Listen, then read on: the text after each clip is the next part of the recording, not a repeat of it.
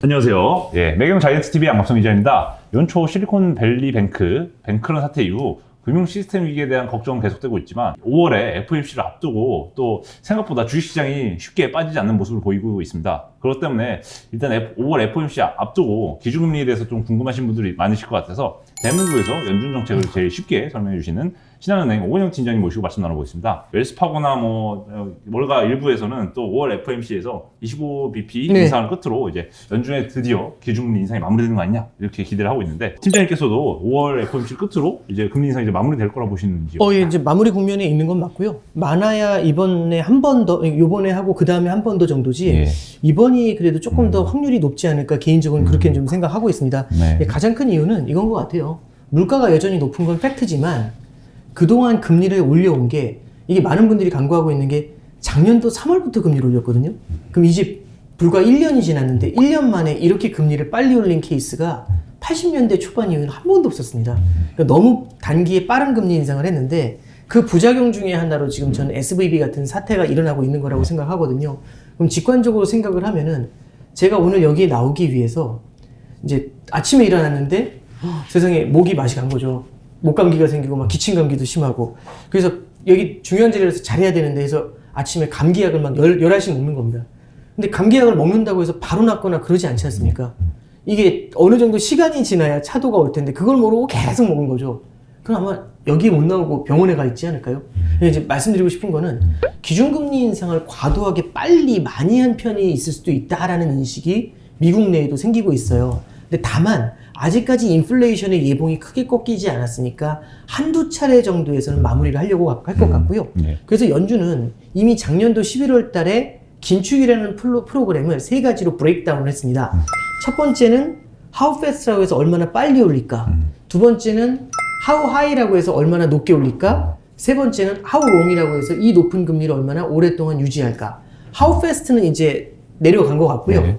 how high를 갖고 논의를 하고 있는데 이게 SVB 사태 같은 은행에 대한 문제처럼 이 금리 인상에 대한 부작용이 나타나는 것 같아요. how fast에. 그래서 how high도 아마 이번이나 다음번 FOMC에서는 셧다운이 되지 않을까 생각하고요. 그 다음부터는 논의의 핵심은 how long으로 바로 넘어가게 되지 않을까 그렇게 생각을 하고 있습니다. 그럼 현재 수준의 5%의 안팎의 기준금리를 어느 정도로 길게 가져갈 것인가에 이제 초점을 맞춰야 된다고 말씀 주셨는데 그럼 앞으로 이 물가나 이런 거시경제 지표를 보셨을 때 향후 그 금리 인하 사이클이 시작하기 전에 얼마나 지금 플랫한 이 높아진 기준금리를 유지하게 될까요? 이제 저는 이게 뭐 11월입니다, 12월입니다 이렇게 말씀드리는 것보다는 이렇게 정리해서 말씀드리는 게 좋을 것 같아요. 시장이 기대하는 것보다는 조금 더 느리게 나타날 것 같습니다. 그러니까 이제 금리 인하 언제 해요? 라고 하면은 12월부터 합니다. 이게 아니라 시장이 예상했던 것보다는 한 템포 늦게 하게 되지 않을까 싶은 게 제가 이제 아마 재작년에 여기 나왔을 때 그 테이퍼링 하기 직전에 한번 이 자이언트 TV 하면 나온 적이 있어요. 그때 이제 질문하셨을 때 테이퍼링이 언제 시작되냐 이 질문하셨을 때도 제가 무슨 말씀 드렸냐면 시장이 예상하는 것보다는 조금 더 빠를 것 같다라는 말씀을 드렸던 적이 있거든요. 왜 그러냐면 긴축이라든지 어떤 정책이든지 간에 시장이 예상했던 그대로만 움직여주면 그 효과가 생각보다 크지 않을 수가 있습니다. 예상했던 그대로는 이런 전망이거든요. 근데 시장이 예상했던 것보다 조금 더 빠르게 되면 허를 찔린다는 느낌이 있거든요. 그래서 정리해서 말씀드리면 금리 인하가 나타나는 건 맞을 것 같습니다. 근데 금리 인하가요 시장이 기대하는 것보다는 조금 더 늦게 나타나게 되지 않을까. 이게 제가 기본적으로 바라보고 있는 시각입니다. 그럼 예를 들어서 연말을 바라보고 있으면 내년 연초에 금리 인하가 더 가능해질 수 있고요. 그렇게 해야지 시장이 한 차례 정도는 좀 금리 인하에 대해서 너무 방만한 생각을 하는 걸 접고 갈 수가 있겠죠. 그래서 저는 좀 그렇게 해석을 하고 있습니다. 패드워치에서 부여한 시장이 보는 제일 가능성 높은 시나리오만 보자면 이제 9월 FOMC부터 일단 1회 인하 확률이 사실 높은 걸로 일단 프라이싱은 이제 선물 시장에서 반영을 하고 있는데요. 일단 이 가능성을 연준은 이미 시장에서도 연준도 파악을 하고 대응을 할 거라 말씀이죠. 네네, 알겠습니다. 또 이것도 걱정하시는 분들이 있더라고요. 최근에 뭐 한국 시장은 뭐 2차전지 배터리 그리고 미국은 나스닥의 기술주 위주로 오르면서 생각보다 경기 침체 사실 은행 위기 이후 연착륙이 뭔가 기존사실화 되는 것 같고 시스템 위기까지 조금은 걱정되는 상황에서 유동성도 축소해야 되고 있는데 이렇게 주식시장이 잘 버티는 게 맞느냐 이런 의구심을 가시는 분들이 있더라고요. 이에 대해서 어떻게 보세요? 근데 이제 뭐 많은 분들이 알고 계시지만 결국에는 이게 연준의 피벗이라는 게 핵심인 거죠. 그러니까 지금 당장은 금리를 인상하지만 걱정하지 말자. 왜? 금방 금리를 낮출 거니까. 근데 앞서서는 말씀 안 드린 부분이 있는데 지금 연준의 금리 인하를요. 올해는 9월부터 시작할 것이다라고 시장은 예상을 하고 있거든요. 근데 이제 올해 9월에 금리 인하가 시작되는 게 중요한 게 아니라 내년 말을 바라보면 조금 깜짝 놀라는 게 내년 말에는 어느 정도까지 보고 있냐면 3% 수준으로 낮출 거라고 보고 있어요. 그러면 약 2% 이상의 금리 인하를 한다는 겁니다. 그 로직에는 내년에 대선이 있다라는 것들도 분명히 존재할 거고 물가가 아주 빠르게 안정될 거예요. 이제 이런 얘기들도 있는 거죠. 그러면 합쳐서 200bp의 금리 인하가 뒤에서 기다리고 있으면 이거는 달콤한 사탕이 될 수도 있지 않습니까? 네. 그러면 200bp 금리 인하를 한 다음에 주식을 사야 되냐? 아니면 지금 사야 되냐? 지금 사야 되겠죠. 그래야 200bp 금리 인하의 수혜를 한꺼번에 다 받아갈 수가 있지 않겠습니까? 네, 그래서 지금 시장에서는 결국에는 이 피벗에 대해서 이 피벗 자체가 주는 어마어마하게 달콤한 사탕을 처음부터 끝까지 담지하고 싶어서 지금 계속해서 이걸 갖다가 미래에 있는 그 기대를 땡겨오고 있는 건데요. 저는 좀 그런 생각이 듭니다. 이게 뭐냐면 결국에는 어떤 자산 시장이 너무 뜨거워졌었을 때는 이 자산 시장이 뜨거워진 것 때문에 사람들의 소비가 유지가 되고 소비가 유지가 되면은 높아진 물가가 높아진 금리에도 불구하고 물가가 쉽게 안 잡히는 문제가 생길 수가 있죠. 그래서 자산 가격이 이렇게 탄탄하게 버텨주게 되면은 물가가 내려가는 속도가 시장의 예상보다는 낮아질 수가 있습니다. 그러면 이 경우에는 연준의 긴축이 조금 더 오래 지속이 될 수가 있겠죠. 그래서 이제 앞서 말씀드렸던 게 뭐라고 말씀드렸냐면 시장이 기대하는 것보다는 연준의 피벗 전환이 조금은 좀 느릴 것 같다라고 말씀드렸잖아요. 예. 시장에선 과거의 패턴을 보면서 문제가 생기면 연준은 무한대로 돈을 다시 풀 거야 이런 생각을 많이 하고 있는데 이게 약간 좀 낙관적인 부분들이 들어가 있지 않나 예, 그런 생각을 좀 하게 됩니다.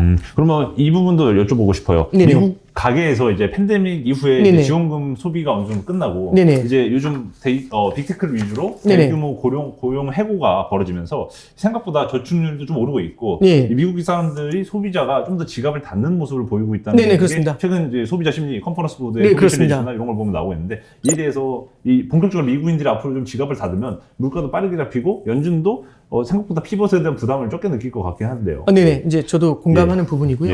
그러니까 이제 미국의 소비가 어느 정도 빠르게 줄어들까가 이제 핵심인 건데 지금 현재 미국의 소비가 유지가 되는 근원은 미국의 저축이 탄탄하게 버티고 있기 때문입니다. 왜냐하면 기존에 굉장히 많이 받은 보조금이 캐시로 쌓여 있거든요. 이 캐시로 쌓여 있는 보조금을 쓰면서 허물면서 버티고 있는 게 1번이고요. 두 번째는 미국의 실업률이 여전히 탄탄합니다. 그래서 미국의 실업률이 반세기 최저 수준을 기록을 하고 있거든요. 그럼 이 두 가지가 버텨주다 보니까 아무래도 미국의 소비가 조금씩 이어지고 있는 거죠. 근데 다만 말씀드린 것처럼 지금 조금씩 균열이 나타나는 거는 미국의 전 지역이 아니라 일부 지역들부터 지금 균열이 나타나고 있는데 이게 약한 고리가 먼저 흔들리고 있는 것 같아요. 여기에 이제 기저에 작용한 핵심은 이 초과 저축이라는 게 저축이라는 게 무한정 샘솟는 게 아니지 않습니까? 하반기 정도 되면은 어느 정도는 이 저축도 한계에 달할 것 같아요. 두 번째는 지금 SVB 사태 이후에 IT 벤처들이 굉장히 힘들어졌지 않습니까? 그리고 지방은행들도 힘들어졌거든요. 그러면 미국의 특정 산업에 대한 디펜던시가 있는 은행이나 특정 지역에 대한 디펜던시가 있는 은행들, 이런 은행들 같은 경우는 대출을 많이 못 해주는 문제가 생겨요. 가뜩이나 어려운 상태에서 대출까지 받지 못하면 그 해당 산업군에 있는 기업이나 지역은 굉장히 힘들어지거든요. 그러면 그냥 빅테크가 실업률이 높아지는 게 기여하는 것보다는 이런 데 영역에 있는 IT 벤처에 있는 노동자들이나 이런 사람들의 실업이 하반기 정도 되면 빠르게 올라갈 거라고 생각을 합니다. 그러면 미국의 소비가 둔화가 되면서 실업률이 그때는 좀 뛰어 올라가게 되겠죠. 그러면 여기에 발맞춰서 물가가 내려갈 수가 있는데요. 근데 다만 지금의 이제 물가 상승세가 어느 정도냐가 되게 중요한 것 같아요. 그래서 저도 지금보다는 물가가 내려갈 거라고 생각을 합니다만 이런 소비의 둔화에도 불구하고 만약에 자산 가격이 너무 탄탄하게 버텨주게 되면은 사람들이 그 자산을 믿고서 다시 한번 소비에 나서게 될 수가 있죠. 그러면 내려오긴 내려오지만 내려오는 속도가 이렇게 빠르지 않고 굉장히 지리하게 내려오는 문제가 생길 수가 있을 겁니다. 그래서 저도 물가가 안정이 될 겁니다. 동의합니다. 근데 연준이 목표로 하는 2% 레벨로 빠르게 안정이 될 겁니다.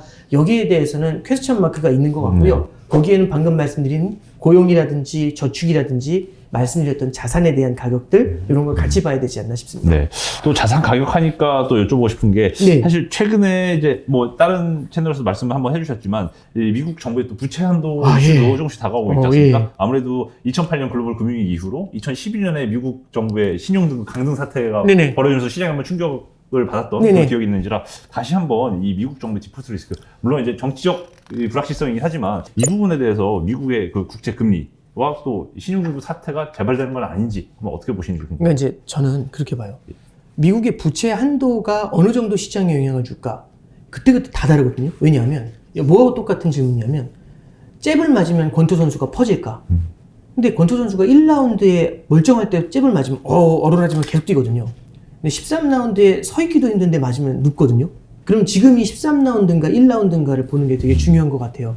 지금은 어떤 이슈가 있는 거냐면 SVB 사태 때문에 금융 시스템에 대한 의구심이 생겨나 있는 상태고, 그러다 보니까 지방에 있는 중소형은행들의 예금이 빠지면서 이 예금이 대형은행이나 MMF를 향한 거죠. 그래서 MMF로 돈이 많이 몰려 있는데 이 MMF는 초단기 국채에 투자를 해야 됩니다. 그래서 3개월 언더의 국채에 투자해야 되는데 3개월짜리 국채를 투자하려니까 지금이 4월인데 3개월이면 7월이 만기잖아요.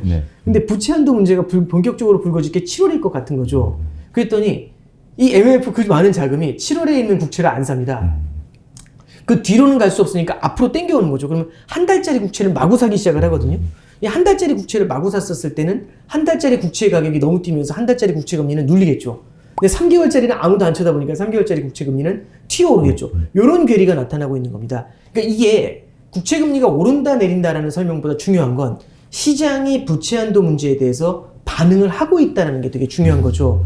근데 시장이 반응하고 있음에도 불구하고 미국의 공화당과 민주당 같은 경우는 여전히 평행선을 달리고 있는 거죠. 공화당은 얘기하는 겁니다. 부채 한도를 갖다 올려는 줄 텐데 그러려면 너희들이 주력으로 하는 정책 아무것도 하지 마. 이렇게 얘기하는 거고요. 민주당은 너희들은 미국 경제를 담보로 해서 지금 정치쇼를 하고 있는 거야 하면서 둘이 싸우고 있는 거죠. 사실 11년도에도 비슷했습니다. 이러면서 합의가 안 되다 보니까 되게 늦어진 거고, 늦어지다 보니까 이게 신용등급의 강등으로 이어지면서 금융시장을 뒤흔든 거거든요.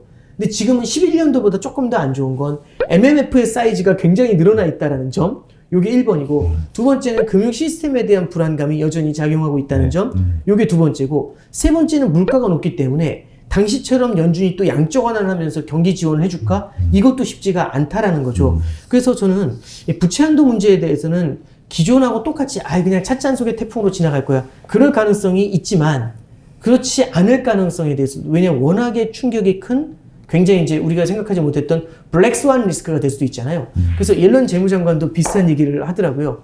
요번에 부채 한도 문제가 만약에 해결되지 않았을 때는 이거는 금융시장 전체에 굉장히 큰 충격이 될 수 있고, 좀 오버해서 말씀하신 거지만 퍼머넌틀리라는 표현을 쓰면서 영구적으로 금리가 올라갈 거예요. 이제 이렇게까지 얘기를 하시더라고요. 저도 과도하다는 건 생각을 하지만 그만큼 위험할 거라는 거를 거듭 강조를 하고 있다라고 해석이 됩니다. 그래서 우리가 꼭 경계에서 바라봐야 될 이슈다라고 그렇게 정리해 드립니다. 예, 최근에 이제 주식 투자를 포함해서 사실 이 전세난이 좀 역전세난이라고 하죠. 그래서 보시기에 좀 그 한국의 내수 경제에 놓인 약간 리스크, 가계부채 위기를 해소할 수 있는 뭔가 그 정책적 방안이 뭐 길이 있는 건지 좀. 그러니까 뭐 제가 방안을 다 말씀드리는 건 좀 넌센스일 것 같고요. 근데 다만 이제 문제가 어디 있느냐를 진단하는 데 있어서는 결국에는 굉장히 가계부채가 많고 이 부채가 상당수가 부동산 시장으로 흘러가 들어가 있다는 것, 이게 저는 포인트인 것 같아요. 그런데 금리가 올라가게 됐었을 때는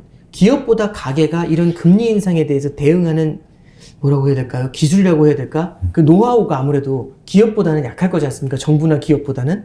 그러다 보니까 가계부채가 좀 취약한 면이 분명히 있는 것 같아요. 이 취약한 가계부채가 부동산 가격의 불안? 요것하고 만나게 됐었을 때는 굉장히 급격한 쏠림을 만들어낼 수가 있거든요. 이럴 때 가장 중요한 거는 너무 빠른 금리 인상으로 패닉에 들어가는 거를 제어해 줄 필요가 있습니다. 그래서 한국은행 같은 경우는 미국과의 금리 차가 벌어짐에도 불구하고 현재 금리 인상에 대해서 굉장히 신중하게 판단을 하고 있죠.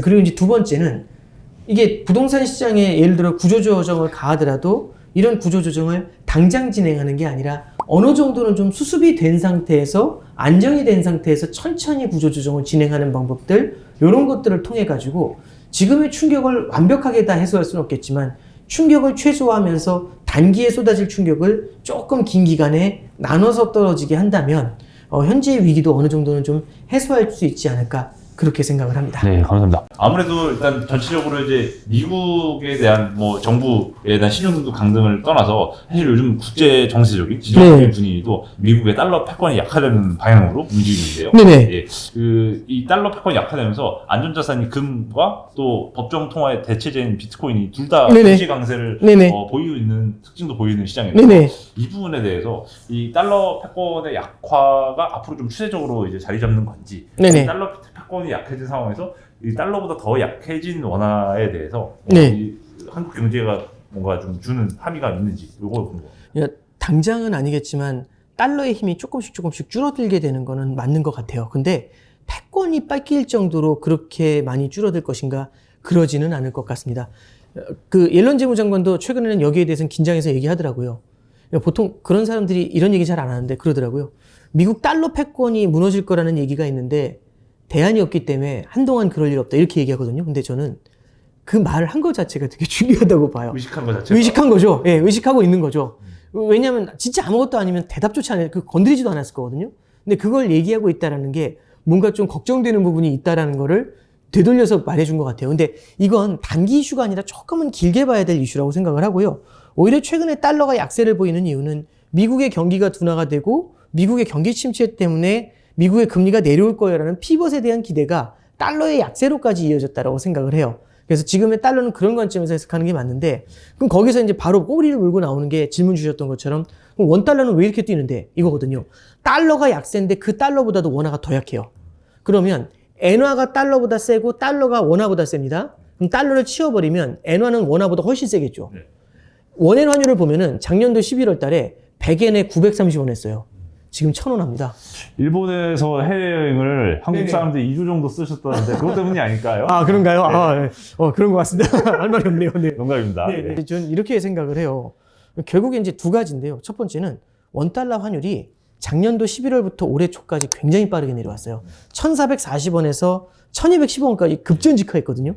이렇게 빨리 내린 적이 저도 별로 없었던 것 같아요. 전 세계에서 가장 빨랐습니다. 그러다 보니까 전 세계에서 가장 빨리 내려왔으니까 그래서 튄 거야 라는 로직이 있죠. 이건 약간 기술적으로 설명을 하는 건데 약간은 영향이 있는 것 같습니다. 근데 이게 전부로 설명하진 않는 것 같고요. 저는 이제 다른 관점에서 좀 펀더멘탈한 이슈에서 보면은 이게 맞는 것 같아요. 무역 적자에 대해서 시장이 인식을 하기 시작했다. 이런 해석이 맞는 것 같아요. 왜 그러냐면 우리나라는 구조적인 무역 흑자국이라서 굉장히 긴 기간 동안 무역 흑자를 이어오고 있습니다. 근데 항상 전교 1등 하던 애가 갑자기 반에서 20등 한 거죠. 그럼 깜짝 놀라겠죠, 사람들이. 근데 이제 그럼 보통 이제 저 같은 사람이 뭐라고 하냐면, 지난번 시험 볼 때 속이 안 좋았나 봐. 이렇게 얘기하는 거예요. 근데 2달 연속 무역 적자.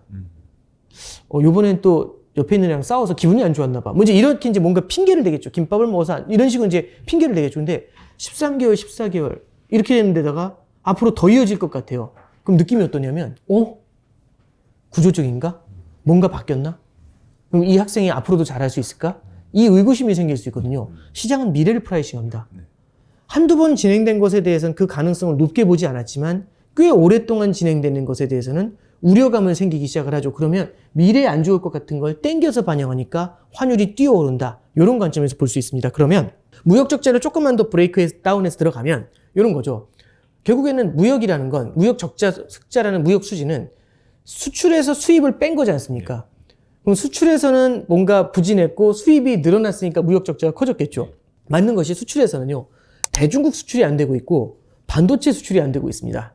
그럼 중국 경기하고 반도체 경기가 되게 중요한 케이스가 되고 또 중국이 반도체하고 맞물려 있는 것도 있어요. 교집합으로. 그래서 이 두 가지가 풀려줘야지 수출이 개선될 것이고 두 번째는 수입사에 대해서 우리가 봐야 될 거는 에너지 가격입니다. 지금 국제유가가 굉장히 높아졌어요. 오펙 플러스에서 감산 공조를 하면서 다시 한번 국제유가가 팍 튀어오른 면이 있거든요. 그래서 이 국제유가가 60불대여서 갑자기 80불대로 탁 튀어 올라가니까 원달러 환율도 1,300원 밑에 있다가 이게 눌렸던 게 탁 튀어 올라가면서 1,320원을 훌쩍 뛰어넘는 모습을 보여줬거든요. 그래서 지금 시장은 환율 외환 시장은요. 미국 금리와의 차이보다도 세 가지를 좀 더 많이 반영하는 것 같아요. 첫 번째는 말씀드렸던 것처럼 대중국 수출, 그래서 중국 경기에 대한 반응이 있겠죠. 두 번째는 반도체 가격의 반도체 경기 회복, 그 다음에 세 번째는 오펙 플러스의 감산으로 인한 유가의 상승. 요 세 가지에 대해서 반응하는 면이 굉장히 크다라고 봅니다. 근데 이제 약간은 낙관적으로 보고 있는 건 중국이 리오프닝에 들어간 지 얼마 안 됐으니까 시차를 두고 하반기엔 개선이 될 거야. 대중국 수출도 좀 나아질 거야.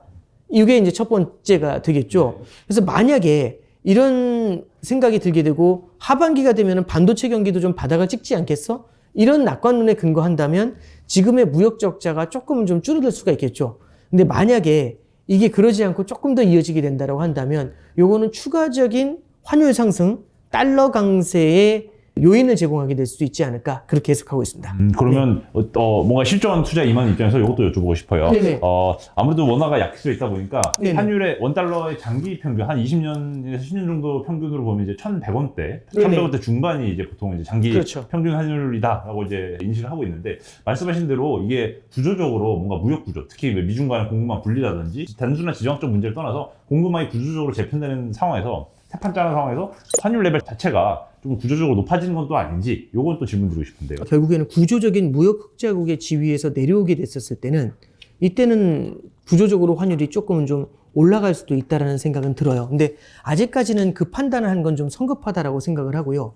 왜 그런 거 하니 무역 흑자가 빠르게 줄어들게 되면서 적자 기조가 이어지게 됐었을 때 과거에 보면 2010년대에 브라질 헤아라라든지 터키 리라와 같은 경우는 어마어마한 약세를 보였거든요.